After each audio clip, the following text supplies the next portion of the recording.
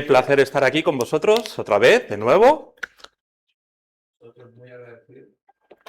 Pues para nosotros es de verdad una felicidad poder estar aquí con vosotros hoy. Habéis visto que han venido mis hijos, Julian y Esther. También ha venido Luis, el novio de Esther. Así que hoy hemos venido más. Eso es que la última vez nos tratasteis bien. Porque si no, pues no hubiéramos venido menos. Hubiera venido yo solo. ¿Vale?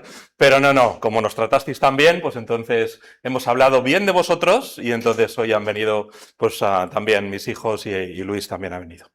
Muy bien, pues en esta mañana me gustaría compartir con vosotros, si puedes poner el PowerPoint ahí, por favor, me gustaría compartir con vosotros acerca del libro de Ageo. Y ahora es cuando tú dices, ¿eso está en la Biblia? ¿Ese libro existe? ¿Ese libro por dónde anda? Sé que está por los profetas menores, pero no tengo claro si está después de Oseas, o si antes, o dónde queda. ¿Jonás es antes o no? Y ahí nos equivocamos un poco. Pero es un libro muy chiquitito, un libro que solamente tiene 2 capítulos, está hacia el final del Antiguo Testamento. De hecho, es el tercer libro, empezando por el final, Ageo, Zacarías, Malaquías. Entonces, si puedes, abre tu Biblia conmigo, no al libro de Ageo, no todavía, sino a 2 de Crónicas, capítulo 34. 2 de Crónicas, capítulo 34. El libro de Ageo es un libro especial para mí. Yo creo que debía tener, no sé, 17 o 18 años, y me pidieron en un campamento de jóvenes que diera un devocional a los jóvenes. Probablemente era la primera vez que yo enseñaba algo a una audiencia un poquito más adulta. Éramos jóvenes, tampoco es que fueran muy mayores, ¿verdad? Pero ya no eran niños, yo había enseñado desde siempre clase para niños, cuando yo era jovencito, ¿verdad? Pero la primera vez que me pidieron dar un devocional a gente un poquito más adulta, yo escogí el libro de Ageo. No solamente ahí, recuerdo, ya tiempo más adelante, ya estábamos casados, todavía no teníamos niños, y asistimos a una excursión con varias iglesias. Había un grupo grande ahí de hermanos, y entonces me pidieron también traer una meditación ese día. Era la primera vez que yo predicaba fuera de mi iglesia local, y ese día también escogí el libro de Ageo para compartirlo con los hermanos. Así que el libro de Ageo es un libro especial para mí.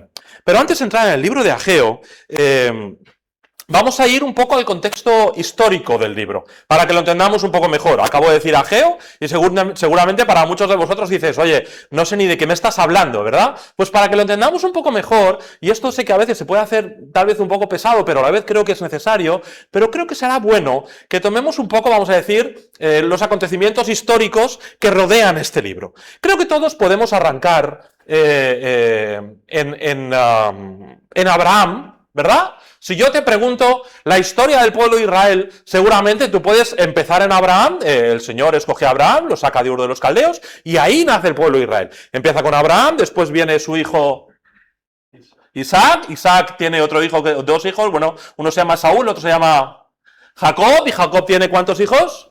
12 hijos, y de esos 12 hijos entran con su familia a Egipto, y allí en Egipto, por más de 400 años, se hace un pueblo muy grande, ¿sí? Más de 3 millones de personas, probablemente.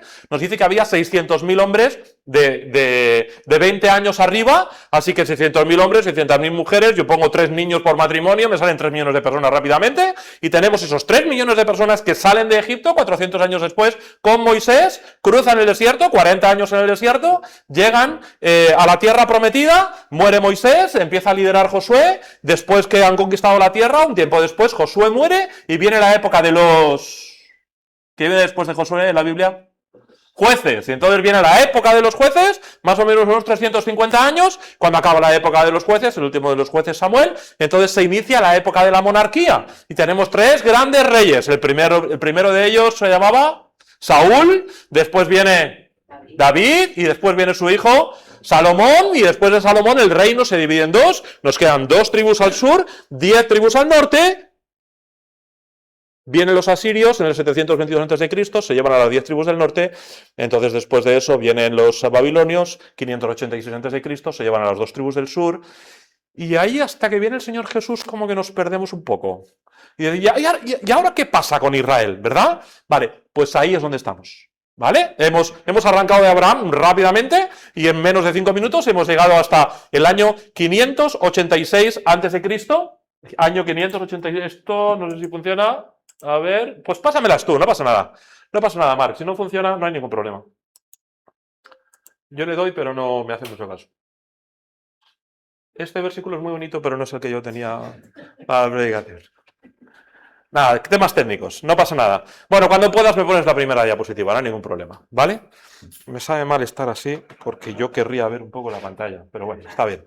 Vale, no, está bien, está bien. Así ya puedo echar un vistacillo y ya está. Vale, sí, hay negro. ¿No? ¿No se abre? Lo volvemos a abrir. Esperamos un momento, no pasa nada.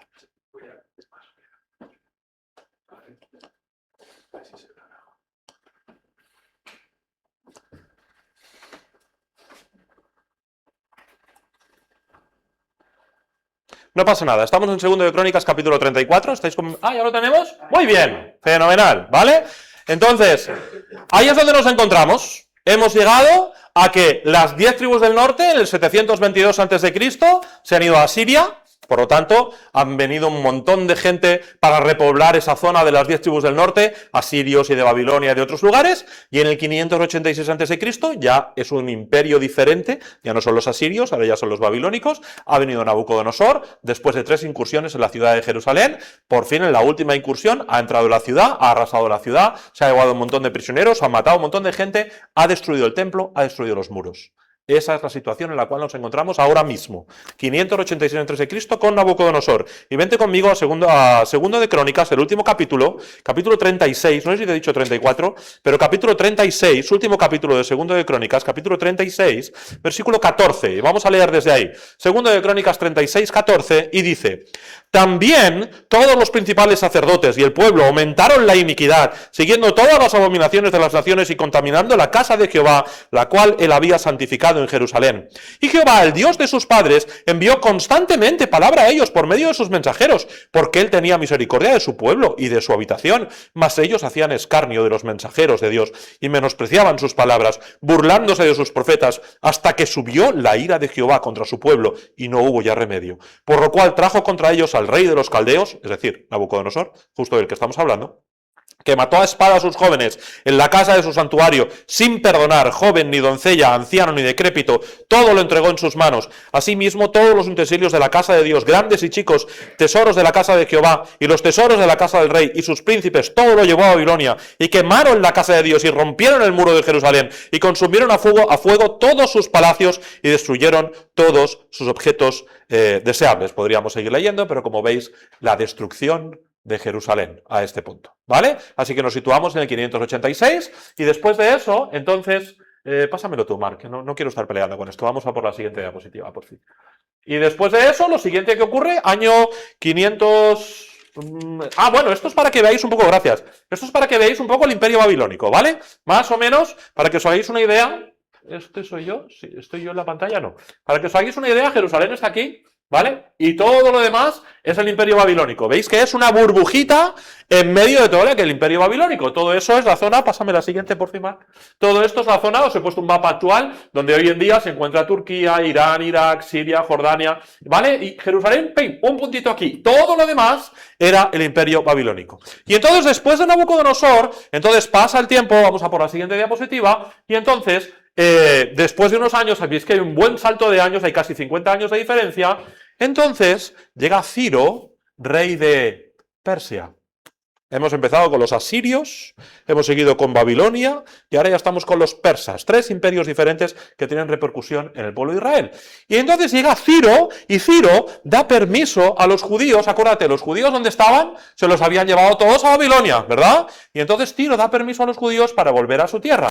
Pero Ciro, fíjate qué curioso, Ciro es mencionado en el libro de Isaías aún antes de que Ciro naciera. Isaías ya habla de Ciro. Mira, la siguiente diapositiva tenemos, bueno, esto es el imperio asirio, como podéis ver, y la siguiente diapositiva tenemos aquí este pasaje en Isaías, donde Isaías, antes de que Ciro naciera, está diciendo que dice de Ciro, es mi pastor y cumplirá todo lo que yo quiero, al decir a Jerusalén, serás edificada y el templo serás fundado, así dice Jehová a su ungido, a Ciro, al cual tomé yo por su mano derecha para sujetar naciones delante de él y desatar lomos de reyes para abrir delante de él puertas y las puertas no se cerrarán. Esto lo está diciendo Isaías 110 o 120 años antes de que lleguemos a Esdras capítulo 1. Ahora, la hoja de al lado, Esdras capítulo 1. Mira, ven conmigo.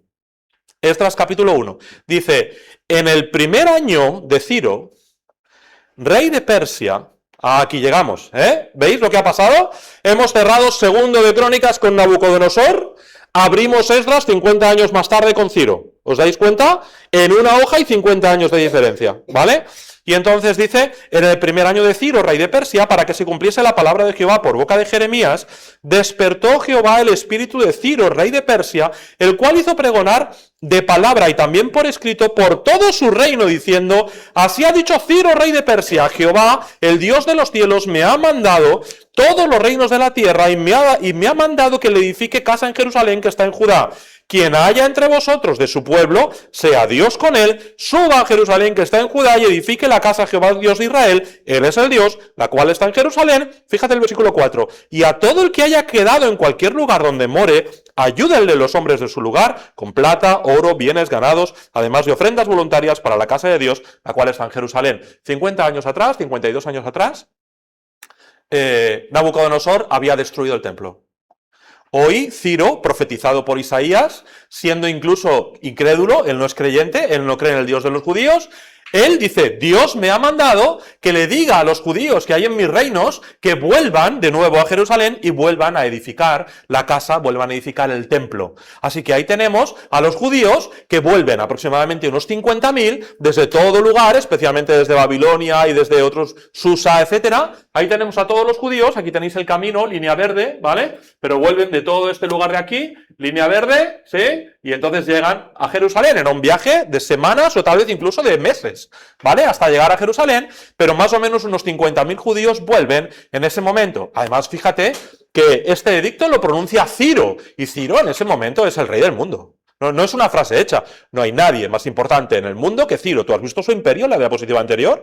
Era un imperio que llegaba hasta la India, desde Turquía hasta la India. El imperio más grande que había habido hasta ese momento. Un imperio muy grande. Y en medio de todo ese imperio es que él manda que los judíos vuelvan. Y encima dice, y que todo el mundo le dé a los judíos lo que los judíos pidan. ¿Lo has visto o no? Si viene tu vecino y dice, hola, soy judío, dame oro. Hola, soy judío, dame plata. Hola, dame ganado, dame comida. Lo pone aquí, versículo 4, ¿vale? O sea, es una revolución.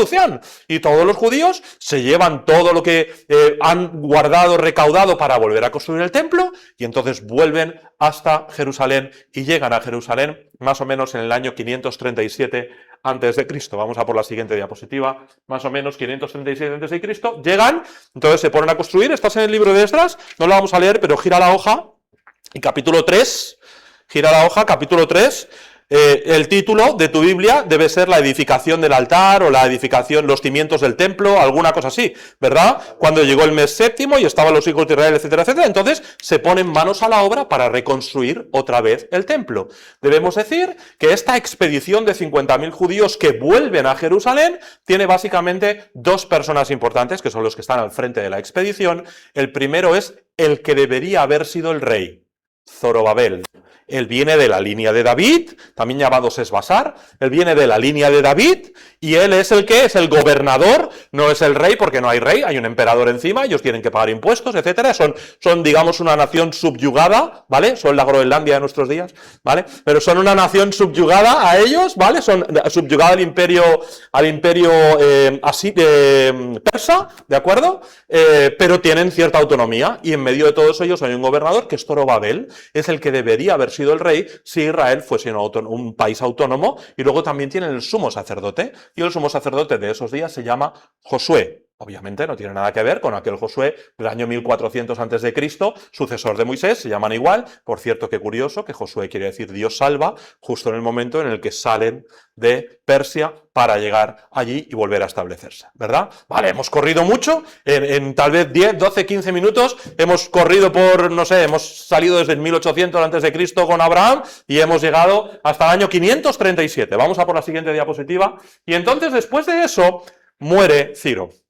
Llega Cambises, y Cambises, su hijo, no es tan favorable a la causa de los judíos, y por supuesto hay presiones de la gente en la zona. Hay presiones de los egipcios, hay presiones de los árabes, de los persas, y hay presiones ahí en la zona, y entonces la obra del templo se detiene. De ahí vienen los problemas que tenemos todavía hoy en día de los palestinos y los israelitas. O sea, ahí nace.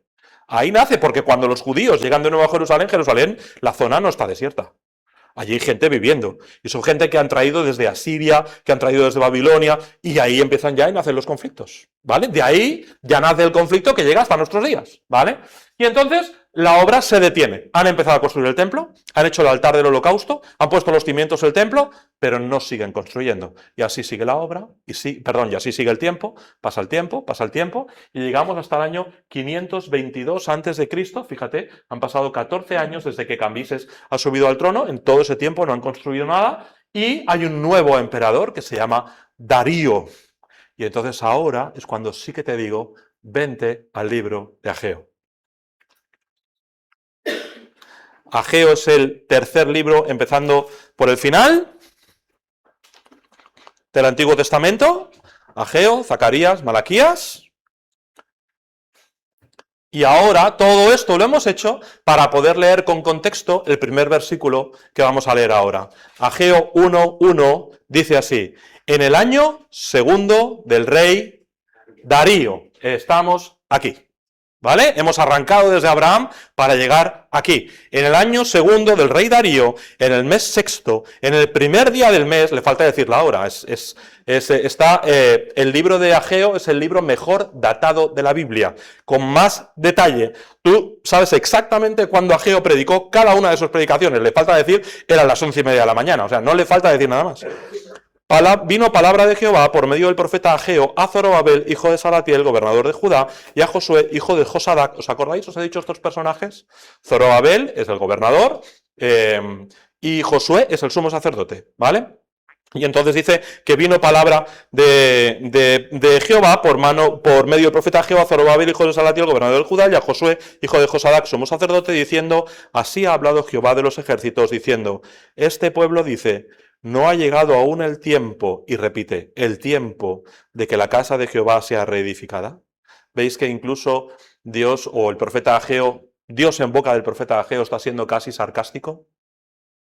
¿Lo estáis viendo? Ha llegado ya, es la hora. Oye, tú tranquilo, sin prisa, ¿eh?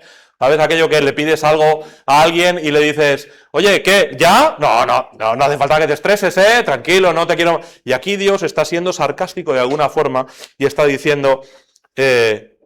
vino palabra de Jehová, ¿verdad? Y dice, ha llegado aún el tiempo de que la casa de Dios sea reedificada, y vuelve a decir Ageo en el versículo 3, entonces vino palabra de Jehová por medio del profeta Ageo diciendo, es para vosotros tiempo, para vosotros de habitar en vuestras casas artesonadas, o sea, no solamente es que habían tenido tiempo para construirse las casas, sino que lo habían hecho con todo lujo de detalles, artesonadas, y esta casa, su templo, está desierta. Entonces, el libro de Ageo es para mí, vamos a la siguiente diapositiva, por fin, Marc. Y ahí está, ¿vale? Es para mí un libro de reflexión. Este libro acaba bien, tiene un buen final. Si vas al capítulo 2, puedes ver que cuando Ageo y también Zacarías, por cierto, Ageo y Zacarías tienen un ministerio conjunto. Ageo tiene un estilo mucho más práctico, Zacarías un estilo de visiones, y tú lees el libro de Zacarías, tienes que tener un comentario bíblico al lado, si no, no te vas a enterar de nada. Entre los mirtos, los caballos alazanes, overos y las visiones, porque es un libro complicado de entender, como Apocalipsis, como los últimos capítulos de Daniel, es un libro, Ezequiel, es un libro complicado de entender, el libro de Zacarías, pero son dos estilos totalmente diferentes, pero que están haciendo lo mismo, animar al pueblo a retomar la obra del templo. Este es el mensaje de Ageo, y acaba bien, porque mira, capítulo 2, también lo podemos ver en Esdras, pero capítulo 2, después del ministerio de Ageo y Zacarías, dice, en el mes séptimo, a los 21 días del mes, vino palabra de Jehová por medio del profeta Ageo, y entonces, bueno, el caso es, no quiero leer todo el pasaje para no tomar tiempo, pero ellos hacen caso a Dios. Esto es algo extraño en la Biblia. Que el profeta predique, que el pueblo escuche y que haga caso, esto es algo raro.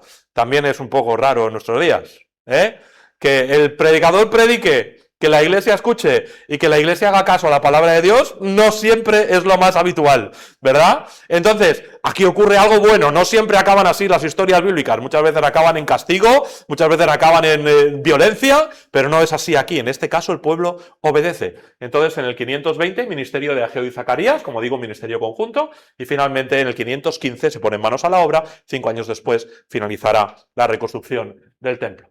Algunas cosas más antes de entrar en el contenido de la predicación para hoy. El nombre de Ageo quiere decir festivo, no me preguntes por qué, probablemente nació el día de la fiesta de la Pascua, el día de la fiesta de los tabernáculos, la fiesta de las trompetas, probablemente es por eso. Su ministerio dura 4 meses y medio. Mira, si te vienes al versículo 1:1, dice, en el año segundo del rey Darío, en el mes sexto, en el primer día del mes. Esto, si lo ponemos en el calendario de nuestros días, sería el 29 de agosto del año 520 a.C. 29 de agosto de 520 a.C.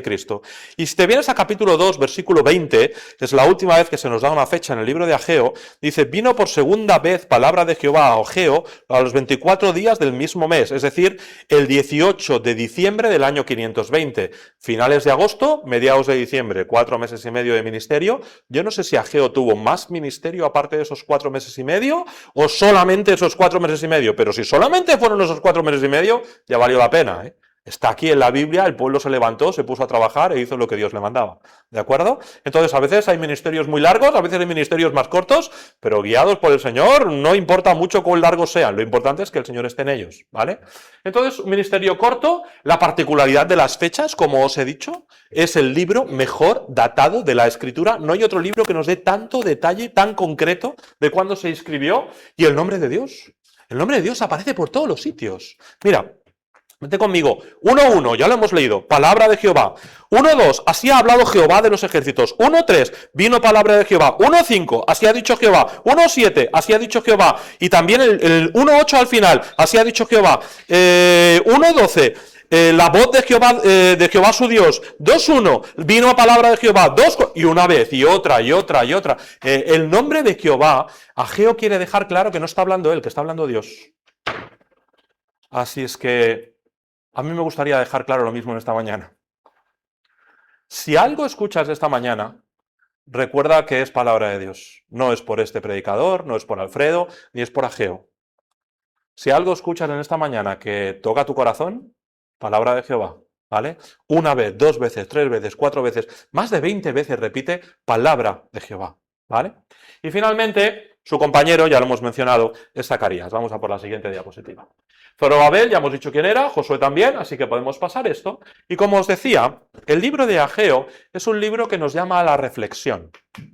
La expresión meditad bien en vuestros caminos o meditad en vuestro corazón aparece 5 veces en el libro. Aparece en el 1:5, así ha dicho Jehová de los ejércitos, meditad bien sobre vuestros caminos. Aparece en el 1:7, así ha dicho Jehová de los ejércitos, meditad bien en vuestros caminos. En 2:15 dice meditad en vuestro corazón, y en 2:18 al principio y al final del versículo dice meditad pues en vuestro corazón. Es un libro que nos llama a reflexionar. Es un libro que nos llama a parar. No sé cuánto tiempo tienes de creyente. A lo mejor llevas 20 años de creyente, 30, 40, 1 año, 6 meses. No sé, el tiempo que sea. Pero es un libro que nos lleva a parar y meditar. A meditar sobre algunas cosas que ahora el profeta va a compartir con su audiencia.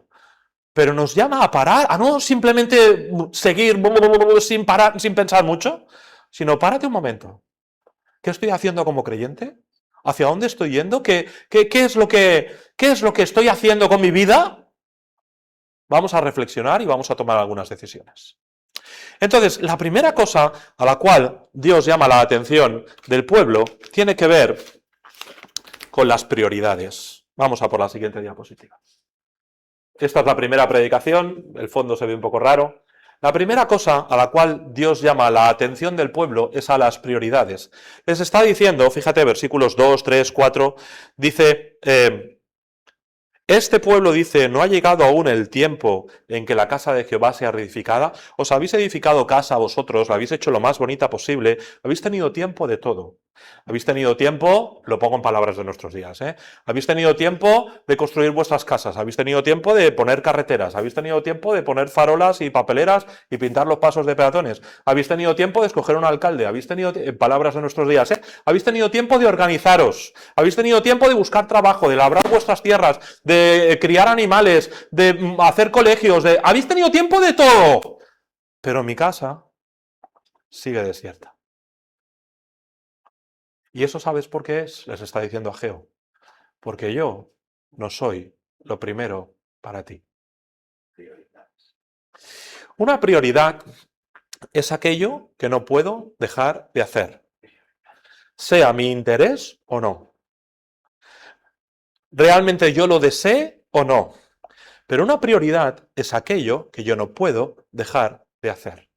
Cuando mañana suene mi despertador a las 6 de la mañana, mi prioridad es ir al trabajo.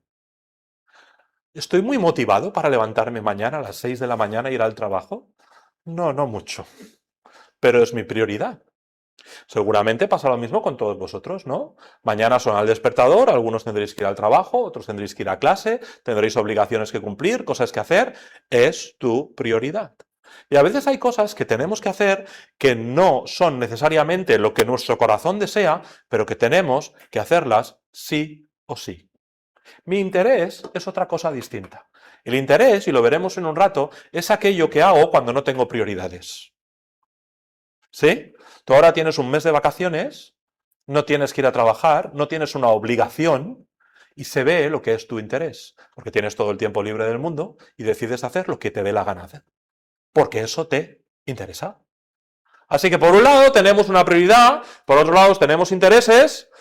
Es ideal que las dos cosas vayan de la mano y que vayan juntas y que lo que te interesa sea también tu prioridad y lo que es lo primero realmente te interese, eso sería ideal, pero cuando no hay interés lo que tiene que quedar es la prioridad. Y Ageo les está diciendo, Dios no es prioritario para ti, porque tú dedicas tu tiempo, tu esfuerzo, tus recursos, tu sudor, tu dinero, todo para las cosas que son prioritarias. Pero no lo dedicas lo mismo para Dios.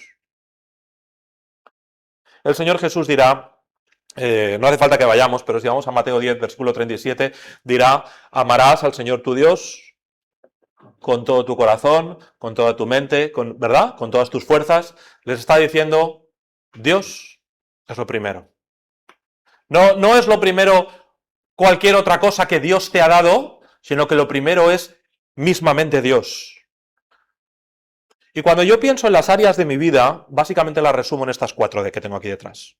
Familia, trabajo, estudios, que pueden ser intercambiables, a lo mejor estás trabajando y no estudias, a lo mejor estudias y no trabajas, a lo mejor haces las dos cosas, y finalmente descanso, hobby, deportes, aquello que hago que ya no es tan prioritario, ¿verdad? Y entonces yo voy por cada una de ellas, ¿no? Y yo me pregunto si Dios es prioritario en mi vida por encima de mi familia. Porque el Señor Jesús dice que aún el que ame más a padre o madre no es digno de él, ¿lo recuerdas? ¡Wow! Este es un reto importante, ¿eh? Porque ¿qué no harías tú por tu familia? ¿No? Amamos a nuestra familia, así debería ser, ¿no? Amamos a nuestros hijos, amamos a nuestra esposa, amamos a nuestro esposo, amamos la familia, ¿no? Darías la vida por tu hijo, ¿no? El Señor Jesús, el apóstol Pablo, el Señor Jesús a través del apóstol Pablo, ¿verdad? Dirá a los maridos que amen a sus esposas como Cristo amó a la iglesia. ¿Qué te está diciendo? Te está diciendo que si tienes que morir por tu esposa, que mueras por tu esposa, porque Cristo murió por la iglesia. Entonces, ¿cuánto amas tú a tu familia? Seguro que la amas. Hemos hecho cosas increíbles, ¿no?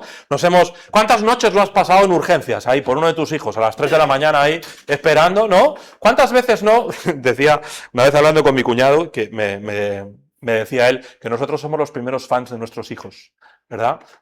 Tanto los suyos como los míos han estudiado música y no veas tú la de conciertos que nos hemos tragado que eran insufribles, ¿no? Porque ahí vienen, mis hijos los dos tocan la viola y entonces pues te puedes imaginar y tú ibas con toda la ilusión del mundo a escuchar el concierto de tus que tocan, pero claro, no es que solamente tenías que soportar a tu hijo tocando la viola cuando recién estaba empezando, sino los otros 50 que había también, que iban, entonces te tragabas ahí un concierto y decías, pero, porque por tus hijos haces lo que haga falta, ¿no? O sea, estoy poniendo un ejemplo un poco gracioso si quieres, pero es así, ¿no? Entonces soportas lo que haga falta, sufres lo que haga falta, tienes la paciencia que sea necesaria. Bueno, así debería ser, porque en el mundo en el cual estamos cada vez eso es menos, y los matrimonios no se soportan, y al primer problema rompen, pero así debería ser, ¿verdad? Así debería ser. Entonces, ¿qué no haríamos nosotros por nuestra familia? ¿Qué no estás tú dispuesto a soportar por un hijo, por tu esposa, por tu esposo? Y entonces la pregunta es, ¿y tú harías lo mismo por las cosas de Dios? El mismo esfuerzo, trabajo, dinero que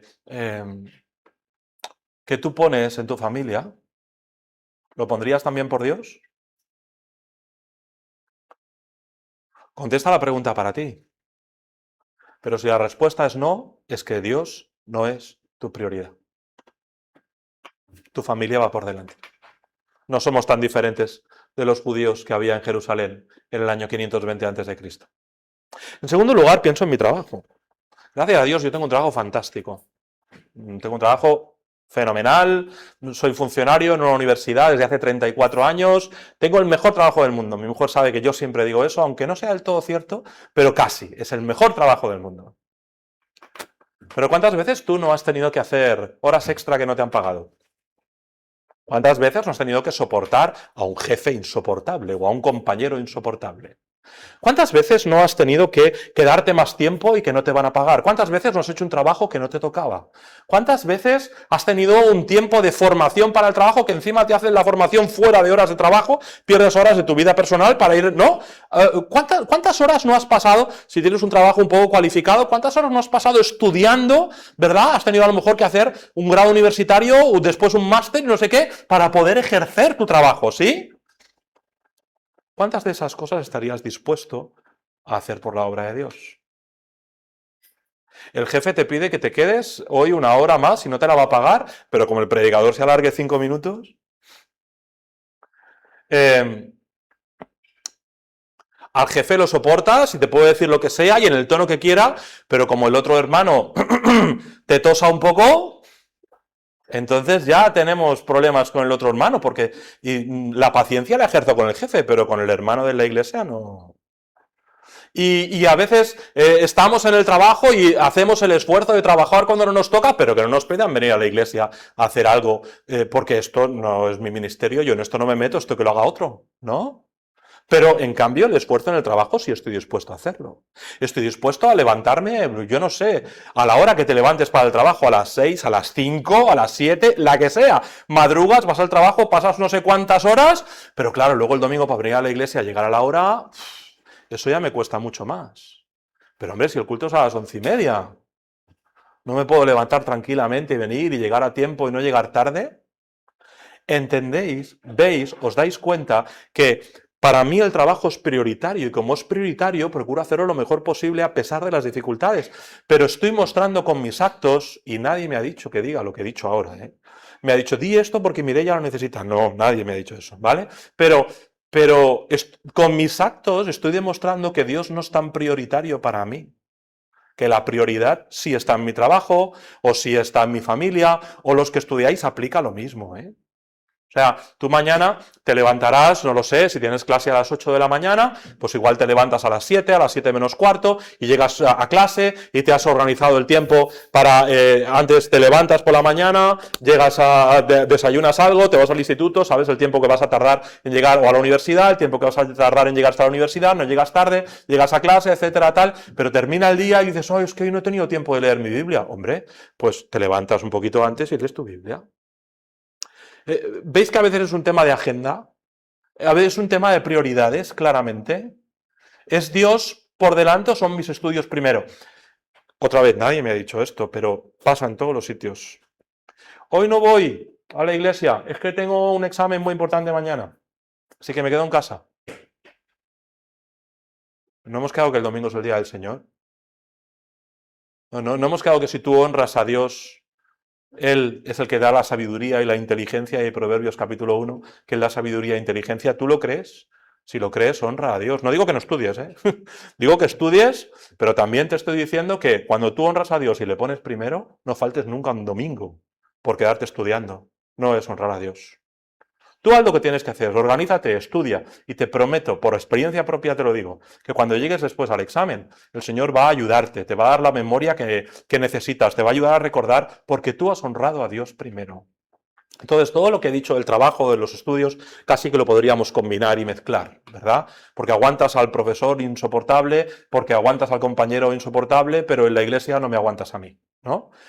Y muchas veces, cuando vamos al trabajo, cuando vamos a estudiar, ponemos todas esas cosas como prioritarias en nuestra vida, pero Dios no es una prioridad. Porque estoy dispuesto a hacer sacrificios mucho más grandes por mi familia, por mis estudios o por mi trabajo, que hacer sacrificios por Dios. ¿Y qué pasa con mi tiempo de descanso? ¿Quién nos enseñó a descansar? Dios nos enseñó a descansar. Él hizo la creación en 6 días y el séptimo descansó. ¿Necesitaba descansar Dios? ¿Dios se cansa? Dios no se cansa. Nos enseñó a descansar. Y como quiera que Él nos enseñó a descansar, nosotros tenemos que descansar. Está bien que descansemos, está bien que desconectemos de la semana, está bien que simplemente nos tumbemos un rato en el sofá y que pongas una peli y vigila lo que ves, por supuesto, pero descansa tranquilo. Tu hobby, yo qué sé, te gusta ir a pescar, vete a pescar. Te gusta practicar un deporte, practica un deporte. Pero cuando todo eso entra en conflicto con Dios, entonces eso no está bien. Lo mismo que dije antes, tú te quedas estudiando en casa porque tienes mañana un examen y no vienes al culto, tú faltas al culto porque tienes que ir a jugar un partido de fútbol, no está bien, no está bien. Tu prioridad es Dios, no el deporte.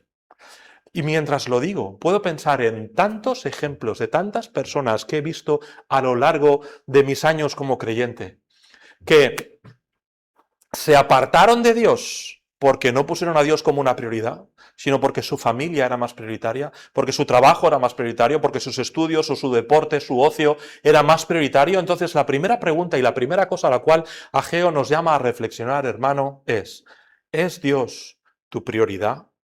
Mira, lo mejor es que hagamos las cosas del corazón, pero cuando el corazón no acompaña, eso no quiere decir que no tienes que servir a Dios igualmente. Tendemos, y cada vez más en las iglesias de nuestros días, a hacer énfasis en los sentimientos. Y decimos nosotros, si no lo siento, no lo hago. Y eso no es bíblico. Tú y yo tenemos que obedecer al Señor, lo sintamos o no lo sintamos. Tú y yo tenemos que servir al Señor, lo sintamos o no lo sintamos. Es igual que cuando tú le dices a tu hijo pequeño, hazte la cama. Y tu hijo te dice, no, es que hoy no lo siento. Hoy no, papi, hoy no lo siento, no voy a hacerme la cama, o no voy a recoger mi cuarto, o no voy a poner la mesa, o no voy a tirar la basura, porque hoy en mi corazón no lo siento mucho. Y tú le dices, no te preocupes, hijo, ya lo sentirás, ya lo hago yo. ¿Eso lo haces tú? No debería ser, ¿verdad? Lo normal es que le digas, mira, nene, hazte la cama, tira para allá, a las buenas o a las malas. ¿No? El apóstol Pablo dirá algo muy parecido. Lo dice en cuanto a predicar el Evangelio. Pero el apóstol Pablo dirá, dice que le ha sido la comisión encomendada. La comisión me ha sido encomendada, ¿verdad? Pero él empezará diciendo, ay de mí si no predico el Evangelio porque me es impuesta necesidad. Dice, si lo hago de buena gana, ¿qué dice? Recompensa tendré. Y si lo hago de mala gana, dice, pues no lo hago. No. Dice, la comisión me ha sido encomendada. Entonces, cuando la prioridad no existe, hermano, cuando no existe el sentimiento, queda la prioridad. Si hay algo que no te interesa de servir a Dios, pues sabes que no importa. Tienes que hacerlo igualmente. Ahora, ¿será lo mismo para ti? No. ¿Te aprovechará lo mismo? No. ¿Te cansarás de hacerlo si no lo haces de corazón? Sí. ¿Será al final algo que te hastiará? Sí. Pero de la misma forma en que tu hijo no tiene opción de desobedecer, le guste o no le guste, tú como hijo de Dios tampoco tienes opción a obedecer y no obedecer. Ora a Dios, Señor, quiero servirte, pero no tengo ganas. Dame el deseo. Pero eso no quiere decir que no tengas que servirle. Porque primero es la prioridad. Es lo que tengo que hacer. Acuérdate, no si lo siento, no si me va bien. Es lo que tengo que hacer. Prioridad. En segundo lugar, la segunda cosa a la cual Ageo llama la atención del pueblo de Israel es al tiempo. Lo hemos visto en estos versículos, lo vuelvo a leer, pero versículo 2 dice, no ha llegado aún el tiempo. Versículo 3, versículo 4, es para vosotros tiempo. Otra vez, ¿verdad? Está hablando de cómo distribuimos el tiempo. Y básicamente esto está ligado al punto anterior directamente. Porque te digo una cosa, tú tienes tiempo para todas tus prioridades. ¿Tienes tiempo para ir a trabajar o no? Porque es tu prioridad, ¿no? ¿Tienes tiempo para ir a estudiar o no? Porque es tu prioridad, ¿no? ¿Verdad? O sea, aquello que sea prioritario para ti, aquello que lo tienes que hacer sí o sí, lo sientas, no lo sientas, tengas ganas, no tengas ganas, aquello que tienes que hacer, no digo aquello que deseas, sino lo que tienes que hacer, para eso tienes tiempo. Por lo tanto, si Dios es mi prioridad, tendré tiempo para Dios. El problema, el punto está en que si no tengo tiempo es porque Dios no es mi prioridad. Porque al final tenemos tiempo para todo menos para Dios. En el fondo, hermano, y esto va con el primer punto ahí, mala administración, tenemos tiempo para todo lo que queremos tener tiempo. Te lo digo otra vez. Yo soy una persona muy ocupada. Sí, te creo. O sea, pero seguro, te creo. Estamos en una sociedad que el estrés es increíble, ¿verdad? En nuestros días, el que no tiene un trabajo tiene dos, el que no estudia y trabaja, y el que no... Yo te creo, yo estoy seguro que tú no estás todo el día en tu casa tocándote las narices, estoy seguro que tienes muchas cosas que hacer. Pero si Dios es tu prioridad, encontrarás tiempo para Dios. Tenemos un grupo de WhatsApp, donde tenemos unos 20, 25 jóvenes aproximadamente, que todos los días leen la Biblia con nosotros, ¿no?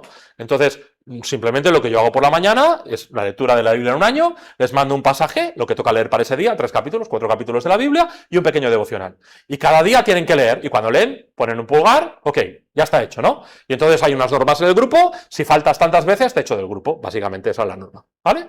Es un grupo, entonces para estar en el grupo tienes que cumplir las normas del grupo, ¿vale? Entonces a veces alguno de los jóvenes, algún día no pasa mucho, pero algún día no lee la Biblia, así que yo le pregunto al día siguiente, hola, ¿qué tal? ¿Leíste ayer tu Biblia? Y dice, no, es que ayer no pude, fue un día muy lleno, luego llegué a mi casa, tenía no sé cuántas cosas que hacer, y yo te digo, claro, por eso yo os digo que leáis por la mañana. Levántate, lee tu Biblia y luego el resto del día. Pero tiene que ser una prioridad.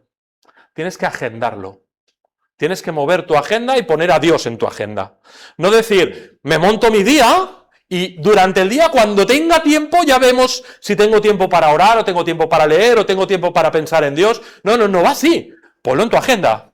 Administrate correctamente. ¿Verdad? Porque a lo mejor, no sé, a lo mejor tú eres ojalá que no, pero eres una de esas personas que decimos, quedamos a las 10 y tú eres de las que aparece a las 10:30. ¿No? Todos hemos tenido amigos de estos que quedas con todo el grupo a las 10 y al amigo ese le dices, a las 9:30, hemos quedado a las 9:30, porque sabes que va a llegar a las 10. ¿Verdad? Espero que no, porque lo que están haciendo es robar el tiempo de los demás. El Señor nos dice que nuestro sí sea sí, que nuestro no sea no, y en Efesios se nos dice que administremos bien el tiempo porque los días son malos, ¿vale? Por lo tanto, no debemos ser así, no debemos ser personas con una mala administración del tiempo, ¿sí? Así que, ¿a dónde íbamos? ¿Es Dios prioritario para ti en tu vida? Se tiene que demostrar en tu tiempo. Administrate bien, ponlo en tu agenda y veremos cómo Dios es prioritario en tu vida en la forma en que tu tiempo, en que Dios está en tu día. Atrévete una semana. Coge un boli y apunta cada vez que dedicas tiempo de alguna forma a Dios. A orar, a leer, a meditar, a servirle, a estudiar la palabra, a hacer una clase del seminario. Apunta cada vez y a ver qué sale al final de la semana. Y al final de la semana te sorprenderás, y pondrá, esta semana he dedicado 45 minutos. O a lo mejor no, a lo mejor pone, esta semana he dedicado 45 horas a Dios. No lo sé. Pero lo que sea prioritario en tu vida, podrás ver el tiempo que tú le dedicas, ¿verdad? Es lo que estoy diciendo, Si Dios es prioritario, como dice el punto B, si tienes las prioridades correctas, al final de la semana tú tienes que poder ver que has estado dedicando tiempo a Dios. Y finalmente, me gustaría decirte que Satanás es el ladrón del tiempo. Escucha bien, si Satanás tiene que darte algo bueno para apartarte de Dios, te dará algo bueno. Te lo digo otra vez. Si tiene que darte algo bueno, no malo. Las cosas malas no hace falta que yo te las señale, tú te las sabes. Pero si tiene que darte algo bueno para apartarte de Dios, te dará algo bueno. Estudios, un trabajo que ganes un montón de dinero, un hobby, un deporte, algo bueno. Te da algo bueno y tú dices, sí, claro, ¡guau! Este trabajo es fantástico, estoy ganando 4.000 euros todos los meses, el problema es que no puedo venir el domingo a la iglesia, pero el trabajo es, bueno, tampoco pasa nada, ¿no? Me lo ha dado el Señor. ¿Te lo ha dado el Señor? Todo lo bueno que viene a tu vida te lo da Dios. No siempre Dios actúa contigo como con Job y te mata a los hijos y te quita las posesiones y te trae una sarna.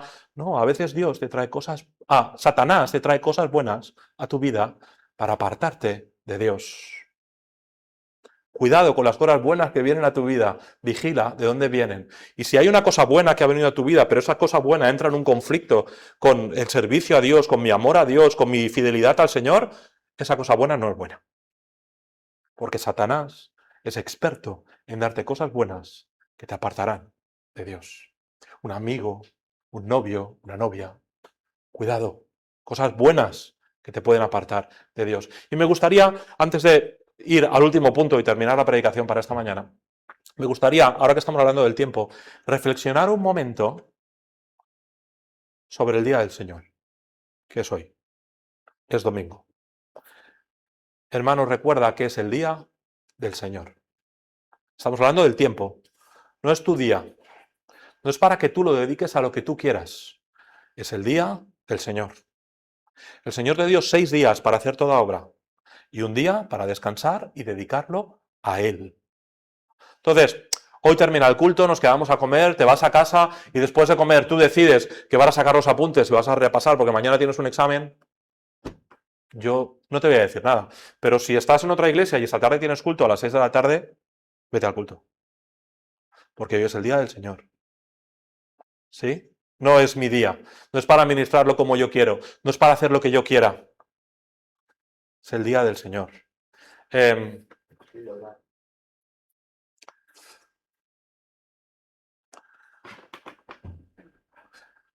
día del Señor. Lo dejo ahí y vamos al siguiente punto. ¿De acuerdo? Hoy es el día del Señor. Muy bien, y entonces terminamos. Terminamos y de esto en un sentido ya hemos hablado, ¿verdad? Hemos hablado de los intereses y de las prioridades. Y he puesto 2 flechas que van en dirección contraria, ¿verdad? Porque prioridades es aquello que yo tengo que hacer sí o sí. No puedo discutirlo, ¿verdad? Me levanto y voy a trabajar. No hay discusión posible. Pero interés es aquello que queda cuando algo no es prioritario. Porque si ahora te doy una semana de vacaciones pagadas, recuerdo este testimonio de un hermano en la iglesia, lo recuerdo claramente, como si fuera ayer. El hermano tenía una baja por un tema de salud y llevaba 2 semanas en su casa. Y después de 2 semanas se levanta el domingo en el culto y dice, hermanos, me he dado cuenta que no estoy haciendo las cosas bien. Llevo 2 semanas en mi casa y no he abierto mi Biblia en 2 semanas. Ahora que tengo todo el tiempo del mundo y no me he acordado de Dios, porque Dios no es no solo una prioridad en mi vida, sino que Dios no es de mi interés. El hermano no lo dijo con esas palabras, pero al final es lo que se desprende. Cuando tú tienes vacaciones, ¿cuánto tiempo ocupa Dios en tus vacaciones? Es decir, tienes vacaciones y haces lo que te interesa. Pues los que sois más jóvenes, pues vamos a quedar para jugar un partido, vamos a practicar un deporte, vamos a lo mejor algún loco dedicará las vacaciones a estudiar inglés, yo qué sé, ¿vale? Vacaciones a descansar, me voy a ir a visitar esta ciudad, voy a hacer... Dedicas las vacaciones a lo que tú quieres, ¿verdad? Me voy a un campamento, es eso, ¿no? Lo que no a tu interés, pero no tu prioridad se ha terminado. Ya no tienes que estudiar, no tienes que trabajar. Tu prioridad se ha terminado. Ahora se ve qué te interesa. Y a algunos les interesará más o menos hacer una cosa o hacer otra. Eso ya va, cada uno sus gustos, ¿verdad? Pero me pregunto yo, si Dios está en tus intereses, no solamente en tu prioridad. No solamente que lo haces porque lo tienes que hacer. No solamente es que has venido a la iglesia porque tu padre te ha dicho que tenías que venir esta mañana. ¿Vale? No solamente estoy aquí porque me ha tocado venir. No. ¿Te interesa? O sea, si no tuvieras la obligación de estar aquí esta mañana, ¿estarías? ¿Te interesa Dios? ¿Te interesa su palabra? ¿Te interesa escuchar una predicación? ¿Te interesa adorar juntos al Señor? Ese es el punto del domingo. Es que venimos a la iglesia a adorar al Señor, no venimos tanto a escuchar, sino a hacer.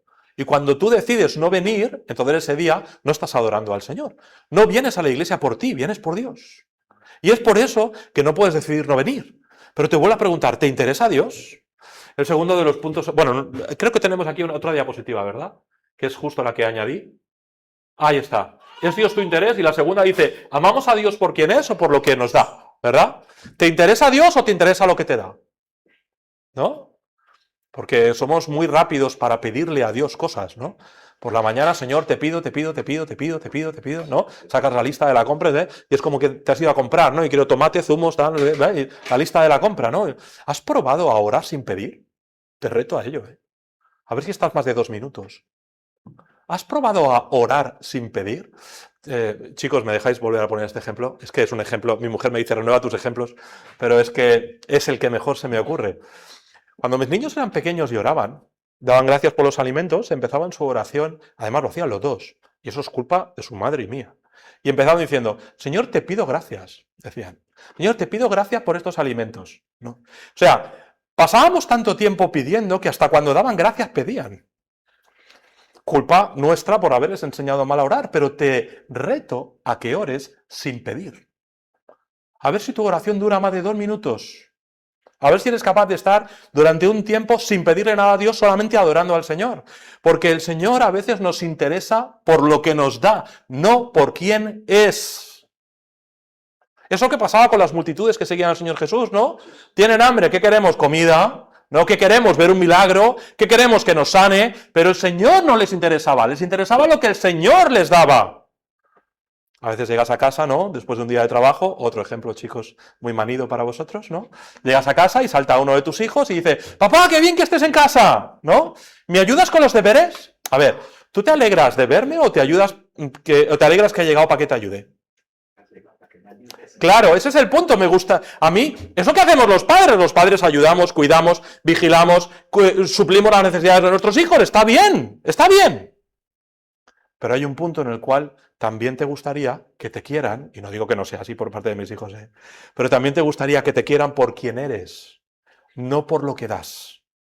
Y ahora reflexiona, hermano, recuerda, estamos en Ageo, meditad bien sobre vuestros caminos. Reflexiona, hermano, ¿quieres a Dios por quien es Él o por lo que te da?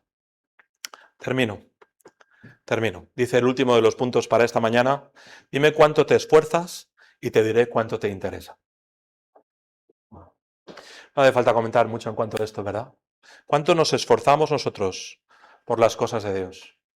¿Cuánto tiempo dedicamos nosotros a servir al Señor? ¿Cuánto tiempo dedicamos a estudiar su palabra? ¿Cuánto tiempo dedicamos nosotros a orar? ¿Cuánto tiempo dedicamos nosotros a ayudar a otros, a testificar, a repartir un folleto? ¿Cuánto tiempo dedicamos a venir aquí a la iglesia y servir en diferentes ministerios? Si te interesa, dedicarás el tiempo, el esfuerzo. Si no te interesa, solamente harás aquello que sea prioritario. Así pues, hemos visto 3 cosas y si me volvéis a invitar, veremos alguna más, ¿vale? Pero hemos visto a Dios en nuestras prioridades, le hemos visto en nuestro tiempo y le hemos visto en nuestros intereses, que no es lo mismo que prioridad. Meditad bien. Si ponemos la última diapositiva, por si ahí creo que tengo a alguien pensando, puede ser. Ahí está. Meditad bien. Párate, stop. Párate. Párate hoy. Párate, llega a casa y medita bien sobre tus caminos. Algunos habéis recorrido ya un camino muy largo, otros estáis empezando en el camino, otros ya lleváis una buena parte del camino. Meditad bien sobre vuestros caminos, medita sobre tus prioridades. ¿Es Dios prioritario para ti? Incluso cuando no hay interés, ¿es Dios lo primero? ¿Es tu tiempo refleja que Dios es tu prioridad? Y lo más importante, creo, de todo lo que he dicho esta mañana ¿es Dios tu interés? Cuando no hay prioridad, ¿de verdad te interesa Dios? Vamos a orar. Señor, muchísimas gracias por tu palabra, gracias por el libro de Ageo. Te ruego, Padre, que bendigas la predicación, el mensaje en el corazón de los hermanos y que a la vez, Señor, nos ayudes a todos a reflexionar y a meditar sobre nuestros caminos. Padre, si algo he dicho incorrecto o algo he dicho que ha tocado el corazón de alguno de los hermanos, pues yo te ruego, Señor, que tú nos des la valentía para tomar las decisiones que debamos tomar en nuestra vida. Padre, haznos valientes y ayúdanos, a pesar de que llevemos mucho tiempo en el camino o poco, pero ayúdanos a tomar las decisiones que más te honren en nuestra vida. Lo pedimos en el nombre de Cristo. Amén.